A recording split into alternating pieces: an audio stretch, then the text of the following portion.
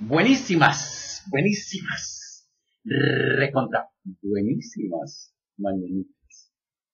Mi Cristo interior, salve y bendice a tu Cristo interior, todos ustedes los que se van a conectar hoy, mañana, cualquier día, y aquellos que quieren conectarse. Hoy es miércoles 19 de febrero de 2014, el programa es el número, el 693. Que el espíritu de sabiduría descienda sobre nosotros todos y nos ilumine a mí para decir lo que debo decir a ustedes, para entender. Gracias por sus correos, gracias por lo que en ellos dicen, gracias por lo que escriben, cómo lo escriben. Gracias por sus manifestaciones y buenos deseos respecto de mi salud y bienestar. Gracias, gracias, gracias. Estamos en el libro de Enrique Corbera. Me fascinó la apertura ayer. He recibido unas o varias llamadas manifestando su agrado, gracias, y el interés que despierta. Estamos en la biodescodificación. Escuchen bien la presentación de hoy. La función del bioterapeuta, el terapeuta que tiene que ver con la vida, con lo vivo. Para todo terapeuta, al interactuar con su paciente, debe crear una atmósfera terapéutica para que éste se encuentre cómodo y seguro. Para ello vamos a repasar la regla de las 4P y las funciones del bioterapeuta. Hay algo que debemos tener muy claro. El paciente no debe ir al ritmo del terapeuta, sino el terapeuta al ritmo del paciente. Porque, en definitiva, estamos acompañando a la persona, no empujándola. No debemos pedir que nos bañe en emociones secundarias, pero tampoco debemos empujarla. Protección. Gracias a la protección uno puede crecer. La madre tiene esa función. Permiso, función paterna, es lo que da permiso de irse de la casa, crecer, hacer elecciones. Poder, protección más permiso. Poder de ser uno mismo, de curarse, de vivir. Paciencia, cada persona tiene su ritmo. El terapeuta debe cambiar su ritmo, no el del paciente. Al paciente hay que protegerlo, cuidarlo, mimarlo, darle permiso para expresar sus emociones, darle el poder de cambiar su vida y adaptarnos a su ritmo. Debemos saber que lo llevamos a un lugar de dolor y que su mente ha puesto barreras psíquicas. La misión del terapeuta es llevar a su paciente a su oscuridad, adentro. Puede haber alguno que esté en lo mental. Aquí el terapeuta debe ser protector y dar mucho permiso. Eso es porque cuando mostramos nuestras emociones nos sentimos débiles y nos ponemos vulnerables. Por eso en su función, el bioterapeuta debe ser dulce, ser respetuoso con el modo de entender y ver la vida de su paciente. Es sobre todo un acompañante, ser sobre todo. No juzgar. El terapeuta debe estar preparado para oír cualquier cosa. Debe evitar aconsejar. El terapeuta no debe proyectar su necesidad en el paciente. En todo caso, orientará para que su paciente encuentre el recurso. Es pecado mortal involucrarse con el paciente. Jamás. Su objetivo es hacer revivir el instante del shock emocional, que el paciente exprese su resentimiento, que exprese la emoción oculta, aquella que nunca ha visto la luz, que nunca ha sido escuchada por oído alguno, que vuelva a sentir y que por fin la exprese. El terapeuta debe estar en el sector, jamás se hace cargo de la desgracia. El terapeuta debe estar en el ser, jamás se hace cargo de la desgracia. La persona debe principalmente sentirse protegida. Lo que más valora es el no juicio, porque se puede expresar. Debe sentirse muy protegida para ser capaz de contar aquello que más le cuesta, su más recóndito secreto. A los pacientes siempre les digo que si queremos sanarnos, hemos de integrar nuestros diablos, la sombra. Las personas estamos educadas en que hay emociones buenas y emociones malas y no aceptar que sientes. ¿Qué es lo más pesado que hay en el mundo? Un secreto. Por ejemplo, una chica sufre abusos por parte de su padre. Ella manifiesta su resentimiento secundario pero el resentir primario era odio hacia la madre porque lo sabía y no le había protegido, pero no se permitía odiar a su madre. Para llegar a esto, la persona debe sentirse protegida, no juzgada. Cuando la persona se siente protegida y tiene permiso, entonces tiene poder de cambiar, porque le has enseñado que debe sentir cualquier cosa y todo está bien. Obviamente hay que ser muy respetuoso con las creencias del paciente. El tema de las creencias, que se estudiará más adelante en la formación, se trabaja con protocolos de PNL, programación neurolingüística. De hecho, los protocolos que se aplican en biodescodificación son los mismos que los de la PNL, con pequeñas variaciones para adaptarse a la terapia. Las creencias tenemos que buscarlas en el ambiente de la persona. Hay personas dictatoriales, pedantes, espirituales, introvertidas. Pero tenemos que ser terapeutas de cualquier persona. Debemos ser muy flexibles y respetuosos, observar qué predicados utiliza, cómo habla, cuántos adjetivos usa y tener en cuenta cómo habla la persona. Obviamente, el terapeuta jamás juzga porque el paciente lo va a percibir, aunque sea inconscientemente. Debe ser muy humanista. Todo está bien, nada está mal. Cuando hago biodescodificación, siempre digo que vengo de Júpiter y procuro no dar nunca, por supuesto, nada. Porque así logramos que no nos den las respuestas del consciente. Cuando caemos en la trampa de presuponer las cosas, hacemos una interpretación de lo que nos dicen, pero no entendemos nada. El paciente debe decir exactamente qué significa lo que quiere decir. Es una de las claves para hacer una buena biodescodificación. Biodescodificación. Así, si alguien me dice, por ejemplo, es que yo tengo unas relaciones muy frías con mi marido, yo le digo, o sea que ustedes hacen el amor en la nevera.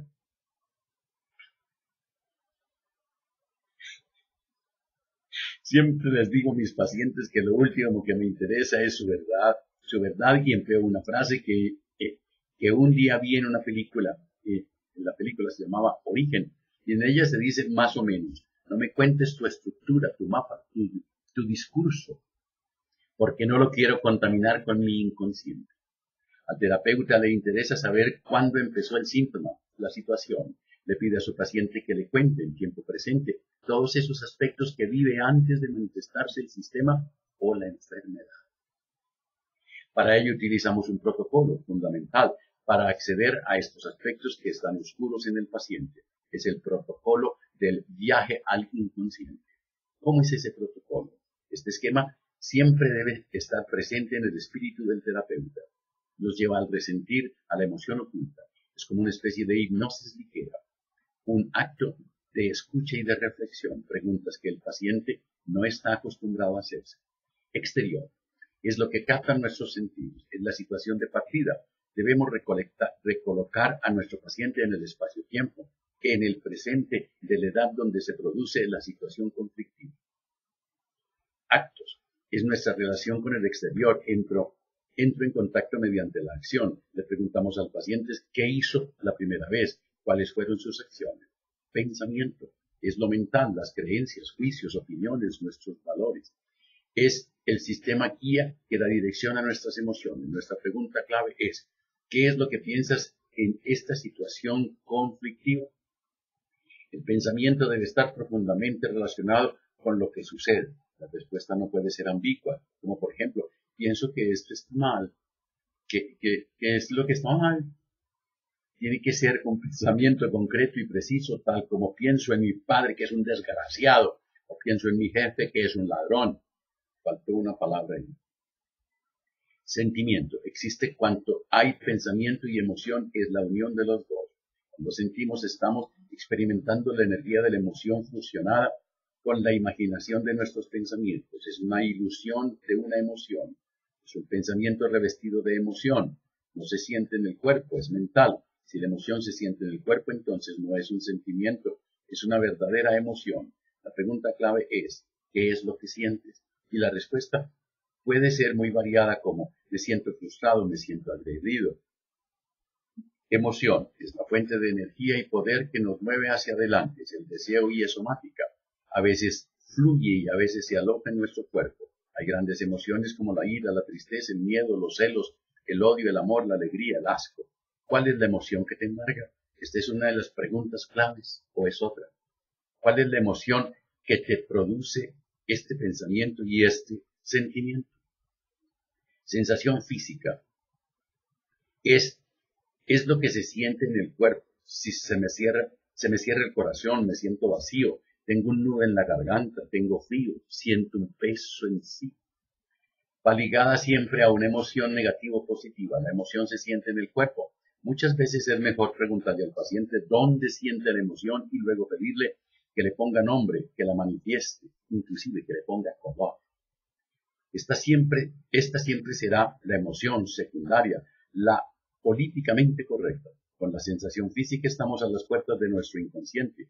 Allí encontramos el guardián del umbral mitológico, el superego, el que nos controla. Resentir es la huella de una función biológica no satisfecha. Es la emoción oculta no expresada, es somática, por lo que se manifiesta en el cuerpo. Es integrada en las leyes rígidas del comportamiento. Es inconsciente, está en el inconsciente biológico, por lo que solo accederemos a ella a través de la emoción y la somática. Está oculta a la sombra de la emoción expresada conscientemente. El resentir es específico, es concreto. La persona siente pena, desespero, impotencia. El resentir es una frase que se hace consciente, es algo que nunca se ha dicho o expresado. Cuando sale a la luz, nos libera. La pregunta es, ¿cuál es el resentimiento? ¿Qué es eso que nunca has expresado? ¿Qué es eso que nunca has dicho o hecho? Ejemplo, a una mujer que tiene cáncer de ovarios desde hace 3 años, le pregunto, ¿qué ha pasado hace 3 años? Nada, responde. Cuando no pasa nada, ¿qué pasa? Ella dice, mi hijo se casa.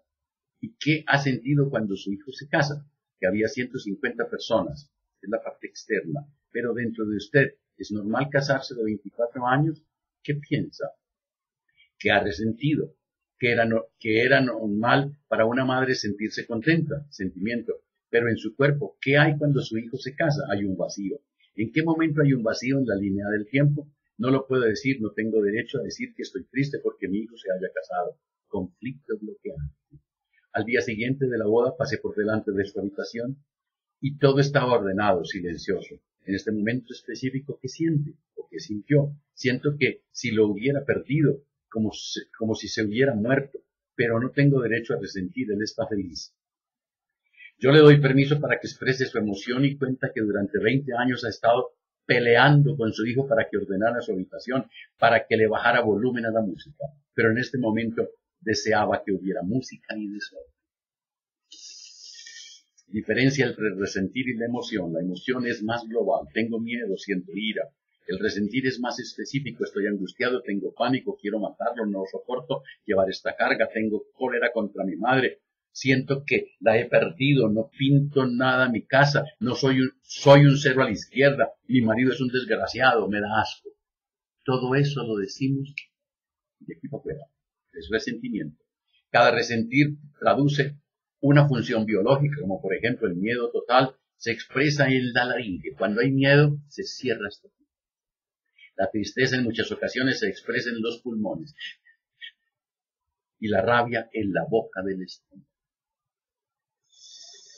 Diferencia entre sentimiento y emoción. La emoción se siente en el cuerpo, se ve en él. Uno puede decir que tiene mucha rabia, si no lo siente en el cuerpo es una construcción mental. El sentimiento es un pensamiento revestido de una emoción, puede ser una opinión, una evaluación, no tiene efecto sobre el cuerpo. El sentido biológico es un gran aporte del doctor Hammer. Lo hicimos hace 3 meses. Busquen los apuntes que hay en él. El sentido biológico es un tipo de inteligencia memorizada en nuestras células. Debemos preguntarnos el porqué de esta situación biológica. Da un giro completo a la actual comprensión de la enfermedad. La ley del sentido biológico de las enfermedades o ley de la quintesencia nos dice que todas las enfermedades responden a un programa especial de la naturaleza que tiene pleno sentido filogenético. Esta ley biológica nos abre a la comprensión de unión con todo lo que nos rodea y vemos en ella la inteligencia que hay detrás de todo y de todos. De un modo sarcástico, muchas veces cuando me dicen que todo lo hace la naturaleza, les pido que me la presenten. Todo síntoma tiene un sentido biológico, un para qué. Toda adaptación tiene un sentido, un ejemplo de ello. Si voy a la playa sin protección solar, me pondré rojo y quizás más adelante broncee. El sentido biológico de broncearme es protegerme de los rayos solares y así no quemarme. Qué interesante. Cuando no hay solución exterior sería ponerme debajo de una sombrilla. La solución interior es quemarme y es lo que llamamos enfermedad. Hay que buscar la utilidad del síntoma. Cuando estamos a más altura, el cuerpo fabrica más glóbulos rojos porque hay menos oxígeno. Debemos buscar el sentido biológico del síntoma. El síntoma tiene un sentido, una utilidad biológica. El sentido biológico es automático e inconsciente y adaptado a la perfección al problema, puesto que hay una adaptación. Nos hemos dado cuenta de que nuestro inconsciente, la inteligencia interior, no puede diferenciar entre lo que ocurre realmente y lo que resiento. Para él todo es verdad y la emoción es convertir en el vehículo que activa los resortes de los códigos de nuestra naturaleza interior. Veamos algunos sentidos biológicos. El sentido biológico de fabricar más glóbulos rojos es muerte en la familia. Hay que llevar más aliento a las células, a los órganos. El sentido biológico de fabricar más pulmón es miedo a morir. El sentido biológico del melanoma es proteger. El sentido siempre tiene una coherencia y nuestro trabajo es descubrirla. Cuando hay un síntoma, no hay que correr al médico. Hay que quedarse quieto, cerrar los ojos y buscar qué lo dispara. La enfermedad es una solución de adaptación, es irracional, pero es biológica. El sistema biológico no es inteligente, tal como entendemos lo que es la inteligencia. Ejemplos. Oigan esto, escuchen esto. Las gallinas ponen huevos todos los días durante mucho tiempo porque desaparecen del nido. Si no los cogemos, ponen 8 y paran. Cuando los recogemos, ellas se adaptan haciendo más. ¿Habías pensado en eso? El doctor Hammer perdió a su hijo por un disparo. El del príncipe Emanuel de Saboya, heredero del trono de Italia. Eso lo leímos aquí hace 3-4 meses. Si no hay hijo, la solución es volver a poner en marcha los testículos o los ovarios. Si no hay hijos, hay que volver a poner en marcha los testículos o los ovarios. Los peces ponen miles de huevos porque saben que solo sobrevivirán unos cuantos. Hay una excepción, un pez que solo pone 5. Cuando hay peligro, la madre se los pone en la boca para protegerlos. Una leona tendrá la descendencia que permita su territorio de caza. Si es muy grande, tendrá 8. Si es muy pequeño, tendrá 1 o 2. No necesita estudiar. Algo le sabe dentro de ella misma. Está adaptada a la perfección. Hace un año, los zoológicos en África observaron que la mitad de los nuevos bebés elefante venían al mundo sin colmillos. Los científicos lo explicaron de la manera siguiente. Los cazadores furtivos matan a los elefantes por sus colmillos. Los elefantes necesitan las defensas para rascar la tierra para encontrar su alimento. Si no tiene defensas, puede morir de hambre. Si tiene defensas, lo mata un cazador. Es una solución de adaptación. Las acacias, comida preferida de las jirafas, hacen una toxina para eliminarlas. Cuando la población de estas desciende a un nivel tolerante de supervivencia de las acacias, estas dejan de fabricar dicha toxina. Y es la naturaleza. Una mujer tenía un marido alcohólico. Ella lo quería, pero bebía mucho. Ella hizo un cáncer de pecho izquierdo. Ella me dijo que su marido era como su bebé. Lo quiere proteger del mundo entero. Hay que aprender a pensar biológicamente. Una mujer hace una trombosis de la arteria uterina en su segundo parto. ¿Por qué? Para evitar perder sangre. En el primer parto tuvo una hemorragia grave. Ella ya no lo recuerda, pero su cuerpo sí, y manda una solución, pero es una solución fuera del momento. Cuando hay una enfermedad hay que preguntarse, ¿para qué me sirve? ¿Cuál es el aviso? ¿Qué estoy haciendo mal? Lo que nos interesa es el sentido biológico. ¿Qué nos aporta la enfermedad? Cada acontecimiento tiene una codificación biológica en nuestro interior, pero para cada uno es diferente. Para cada ser humano es diferente. Por eso me emberracan los médicos que, usted, mira, tome y también tome. Cada uno de nosotros le damos este sentido en un instante, es visceral. La quinta ley de Hammer es la ley de la comprensión la ley de la comprensión de toda denominada enfermedad como parte de un programa especial con pleno sentido biológico ontogenéticamente comprensible o el sentido biológico de todo programa especial de la naturaleza. El sentido terapéutico es a la inversa. Hay un síntoma y se ha manifestado por un sentido biológico. Por lo tanto, sentido terapéutico. Sentido terapéutico. Síntoma conduce al sentido biológico, conduce a la coherencia. La coherencia del síntoma. Hay que buscarla entre el síntoma que el paciente presenta y su historia. El síntoma nos debe llevar a un lugar en el pasado de esa persona, un hecho. Digo siempre que hay que buscar la historia que hay detrás de la historia. ¡Ay, qué bonita frase! La persona tiene una historia cuando nos viene a la consulta. Nosotros debemos encontrar la historia que está detrás. Y recuerden que la persona cuando va a consulta con alguien profesional lleva un discurso preestablecido. Cada uno de nosotros es responsable del sentido que damos a nuestras experiencias. Somos responsables de nuestras emociones y somos responsables de nuestras enfermedades y de nuestra curación. Debemos comprender que la historia que contamos no es la experiencia. Debemos comprender que la historia que contamos no es la experiencia, sino el título que le damos. Es nuestra presentación, es que somos esclavos del sentido que damos a nuestras vidas. Hay que dejar de ser víctimas de las situaciones. Una reflexión. El mundo no tiene sentido en sí mismo, tiene el sentido que le damos. Escuchen bien. El mundo no tiene sentido en sí mismo, tiene el sentido que le damos. Cada uno de nosotros es responsable del sentido que le da a los sucesos. Hay que dejar de ser víctimas. Hay que dejar de acusar a otros. Voy a repetir eso, súper importante. Escuchen.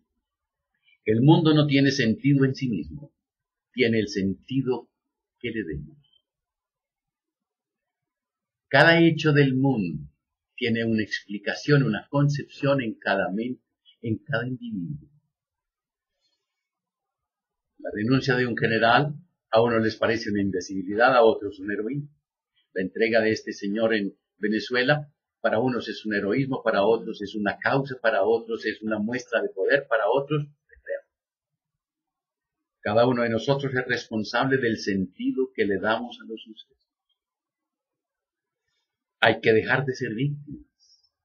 Hay que dejar de acusar al otro. Hay que dejar de que otro es el culpable de lo que yo estoy viviendo. Esa frase es de Epicteto, un filósofo griego que nació, bueno, yo no había nacido. No.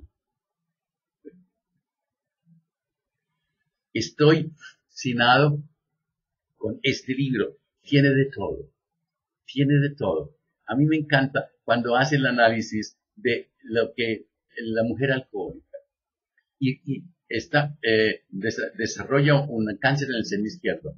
Si hubiera encontrado a su marido en su cama con una prostituta, hubiera desarrollado un cáncer de seno derecho.